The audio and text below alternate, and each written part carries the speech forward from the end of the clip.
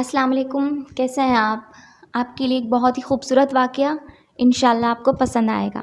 روم کے ایک جنگجو نے حضرت عمر رضی اللہ تعالیٰ عنہ کے زمانے میں مسلمانوں کی ایک جماعت کو قید کر لیا اور شاہ روم سے بیان کیا کہ مسلمانوں میں ایک شخص نہایت قوی اور محب قسم کا انسان ہے جس کو دیکھ کر خوف معلوم ہوتا ہے۔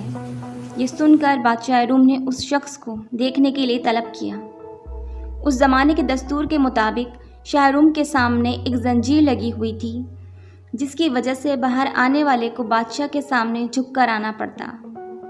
جب اس مرد مومن نے زنجیر دیکھی اور معلوم ہوا کہ اس کے نیچے سے جھک کر جانا پڑے گا تو اس نے بادشاہ کے پاس جانے سے انکار کر دیا۔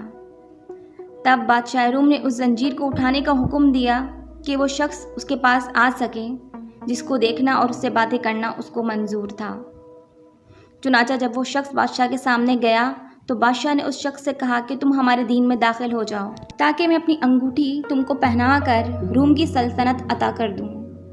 یہ سن کر اس مرد مومن نے دریافت کیا کہ دنیا کا آخر کتنا حصہ تیرے قبضے میں ہے؟ بادشاہ کہنے لگا، دنیا کا تقریباً تہائی یا چوتھائی حصہ میرے قبضے میں ہے۔ اس مرد مومن نے جواب دیا، اگر پوری دنیا تیرے قبضے میں اور جواہرات سے پور ہوتی تو ایک دن کی اذان کے عوض مجھے دیتا تو بھی میں قبول نہ کرتا۔ تو اپنی سلطنت کے عوض میرا ایمان خریدنا چاہتا ہے؟ شاہ روم نے یہ سن کر دریافت کیا کہ اذان کیا چیز ہے؟ مرد مومن نے جواب دیا، اشہد لا الہ الا اللہ و اشہد ان محمد رسول اللہ۔ اذان ایک کلمہ ہے۔ یہ سن کر بادشاہ روم سمجھ گیا کہ اس کے دل میں حضرت محمد صلی اللہ علیہ وآلہ وسلم کے لیے محبت ہے۔ اب اس طرح کام نہیں چلے گا۔ یہ سوچ کر اس نے حکم دیا کہ اچھا، ایک دیگ میں پانی کھولا کر اس شخص کو اس میں ڈال دیا جائے تاکہ کھولتے پانی میں پڑھ کر اس کا کام تمام ہو جائے یا خوف کھا کر یہ اپنے دن سے پھر جائے۔ چنانچہ بادشاہ روم کے حکم کی تعمیل کی گئی اور اس مرد مومن کو دیگ میں ڈال دیا گیا۔ وہ بسم اللہ پڑھ کر اس میں داخل ہوا اور حکم الہی کی برکت سے دوسری جانب سے باہر آ گیا۔ یہ دیکھ کر لوگوں کو اور بھی تعجب ہوا۔ اس کے بعد بادشاہ نے حکم کیا کہ ایک اندھیری کوٹری میں اس کو بند کر دیا جائے اور 40 دن تک سوائے خنزیر اور شراب کے اور کوئی چیز اس کو کوٹری میں نہ ڈالی جائے۔ چنانچہ اس کے حکم کی تعمیل کی گئی اور جب 40 روز کے بعد کوٹری کھولی گئی تو لوگوں نے دیکھا جو کچھ اس میں ڈالا گیا تھا، مرد مومن نے اس میں سے کچھ نہیں کھایا۔ اس سے دریافت کیا گیا کہ آخر تو نے اس میں سے کچھ کیوں نہیں کھایا؟ حالانکہ شریعت محمدی میں ایسی ضرورت کے وقت اس کا استعمال جائز ہے۔ مرد مومن نے جواب دیا کہ اگر میں اس میں سے کچھ کھا لیتا تو تم کو خوشی ہوتی، میرا مقصد تو تم کو غصہ دلانا ہے۔ پھر بادشاہ اس سے کہنے لگا کہ اچھا، اگر تو مجھے سجدہ کر لے تو میں تجھے اور تیرے ساتھیوں کو چھوڑ دوں گا۔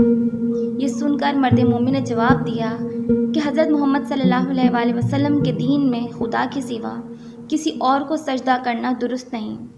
اس کے بعد شاہ روم نے کہا کہ اچھا، میرا ہاتھ چومو، میں تم کو اور تمہارے ساتھیوں کو رہا کر دوں گا۔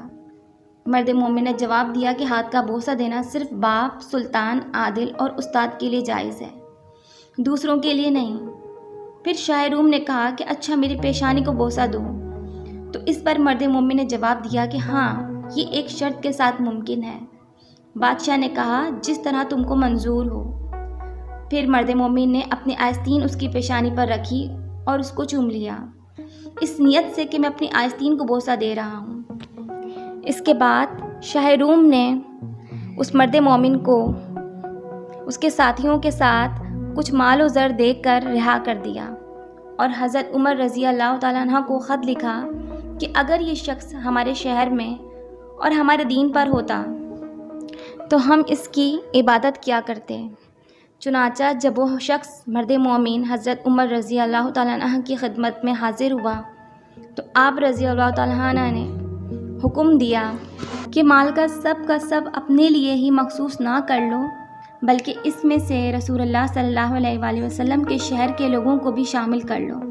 یہ سن کر مرد مومن نے اس کی تعمیل کی اور جو عطیہ یا نذرانہ اس کو ملا تھا اس میں سب لوگوں کو شریک کر لیا۔ تو دوستوں، آپ نے دیکھا کہ جو شخص ایمان و اخلاص کے ساتھ اللہ پر بھروسہ کرتا ہے، اللہ تعالیٰ ہر حال میں اس کی مدد فرماتا ہے۔